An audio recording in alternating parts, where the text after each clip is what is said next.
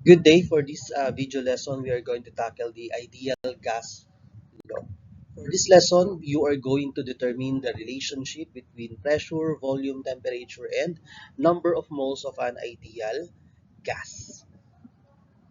So bali, pinagsama-sama na po natin dito yung ating mga laws and lahat po ng ating measurable properties of a gas ay kasali na rin po sa ating computation.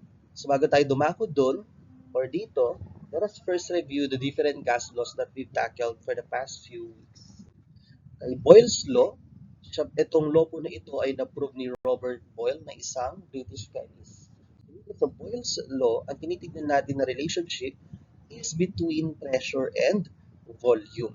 Sinasabi dito that the relationship of pressure and volume is inversely proportional. Ibig sabihin, kapag tumaas si pressure, bababa si volume. And vice versa. Next is yung Charles Law naman na prove ni Jacques Charles. Sinasabi dito sa law na ito that temperature and volume are directly proportional. Ibig sabihin, kapag tumaas yung temperature mo, tataas din yung volume. Pag bumaba yung temperature mo, bababa din yung volume mo.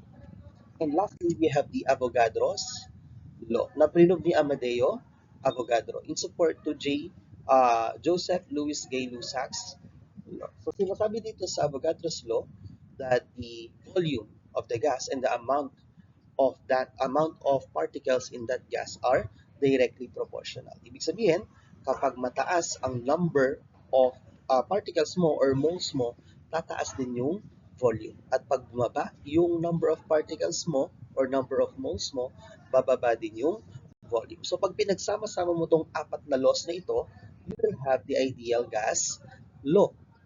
So ito yung mathematical expression ngayon ni ideal gas law.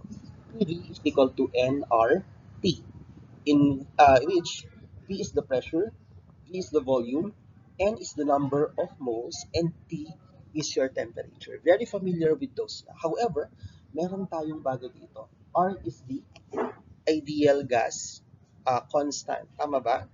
Oo, parang nalito tuloy ako may pumasok. The ideal gas constant. Kaya tignan na lang natin mamaya. Pero papakita ko muna sa inyo yung derivations niya. Yung apat na derivations ng formula na to para hindi na kayo mahirapan mamaya. So, if you are looking for the number of moles, ito po ang gagamitin natin. Just multiply pressure and volume and divide that to the product of the universal gas constant and temperature.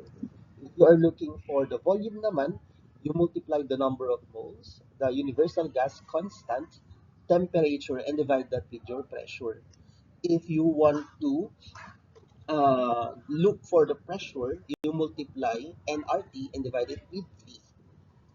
Matatakpan ito, pero sige, pakita ko na lang sa inyo mamaya. Yan.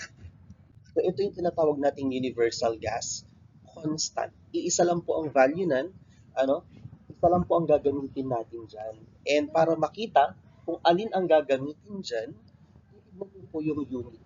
So, kung nakikita niyo po sa mga unit ang given ay liters, atmosphere, mole, and Kelvin, ito po ang numerical value na gagamitin natin.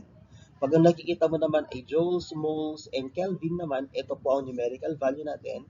And same with this. Pero iisa lang po yan, the universal gas constant. Picturean nyo na kasi later on hindi na ilalagay yan dun sa word problems. Implied na yan kasi it is a constant and changing. Same thing with what I've told you earlier. So unit consistency is the key in solving this type of problems. Kaya we must be very vigilant in looking at the uh, given. We have here a sample problem.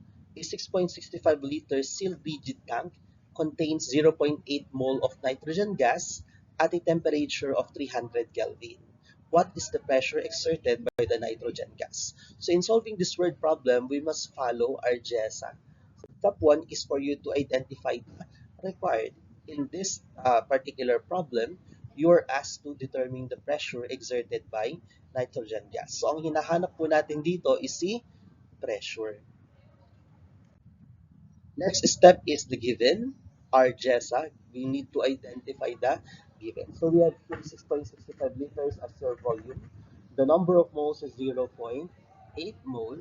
and the temperature is 300 Kelvin. Pansin nyo, hindi na po natin nilagay yung R dyan because it is already implied that we are going to use the universal gas constant in solving ideal gas law problem. Next is equation. In this particular word problem, since we are looking for the pressure, we need to make use of this particular formula. So pressure is equal to the product of the number of mole, the universal constant, and the temperature, and divide that with the volume. Next is the substitution. So ipapasok na po natin yung values dito. So you have here the number of moles, the universal gas constant that we use, the temperature, and the volume. Next step is to simplify. So we start simplifying this by crossing out duplicate unit measurement. For example, itong moles na ito, we can cancel this out with this one. The Kelvin, we can also do that, cancel, and the liters. Kung mapapansin niyo, ang natira na lang po na unit measurement is si ATM, which is sakto because we are looking for pressure, since that is the unit measurement for pressure. Next is to simplify. We can simplify it by multiplying 0.8 times 0.08206, that is your universal gas constant, and 300. So that is 19.69. And then you divide that with 6.65. So the answer is 3 atm, or approximately 3 atmosphere. So the pressure exerted by the nitrogen gas, which is 6.65 liters, 0.8 moles, and under a temperature of 300 Kelvin is the atmosphere. I have here problems for you to solve. Screenshot nyo na lang yan. Ano? Wait lang. Paano ko ba tatanggalin yung mukha ko dito? Hindi ko matanggal. Sige, isasend ko na lang yung last question dun sa ating GC para makita ninyo. So you need to answer this on a one full sheet of paper. So to summarize, the ideal gas law unifies all simple gas laws relating to PV, T, and N. So yung apat na gas laws yun, if we combine all of those, we have PV, NR, T, kung saan yung R is the universal gas constant. Ito yung pinaka-common na ginamit natin, which is what we used earlier. 0.08206 liters times ATM over mole times Kelvin. Okay? Yun lang. Bye.